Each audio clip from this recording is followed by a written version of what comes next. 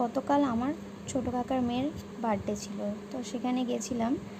তো ফার্স্টে কেক কেটে নিল। আমরা একটা সারপ্রাইজ গিফট হিসাবে ওকে কেক গিফট করেছি। ও এক্সপেক্টই করতে পারেনি যে আমরা কেক নিয়ে যাব।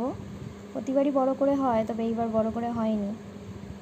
তো বাড়ির সবাই মোটামুটি কয়েকজন মিলে আমরা বার্থডেটা সেলিব্রেট করেছি। তারপর কেকটা কেটে আমার এই কাকার মেয়েকে খাইয়ে দিল। তারপরে এটা হচ্ছে আমার পিসির ছেলে, ওকে কেক খাওয়াচ্ছে। ও আবার একটু কেক ওকে আবার খাইয়ে দিল।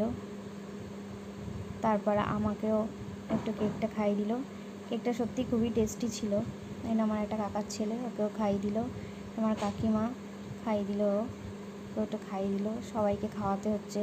ও ভাবছে যে বড়ো কেকটা আমি একা খাবো, কিন্তু সবাইকে খাইয়ে দিতে হচ্ছে। তারপর কেক টেক খাওয়ার পরে এবার যে যার মতো সেলফি তুলতে ব্যস্ত। ও ভাবছে কী করবে, বসে আছে শুধু শুধু। তারপরে সবাই সবার মতো ফটো তুলতে ব্যস্ত, কেউ কারোর সাথে কথা বলছে না। টিভিটা শুধুই চলছে, শুধু চালিয়ে রাখার কাজ চালিয়ে রেখেছে, যে যার মতো ফটো তুলে যাচ্ছে।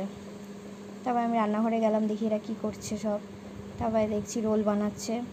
রোলগুলো বেশ বড় বড়ই ছিল।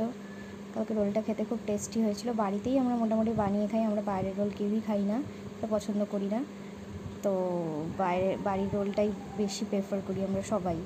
তো তারপর কাকিমাটা পায়েস করেছিল, আমাদের দিয়ে দিয়েছিল। তো আজকে এই পর্যন্ত।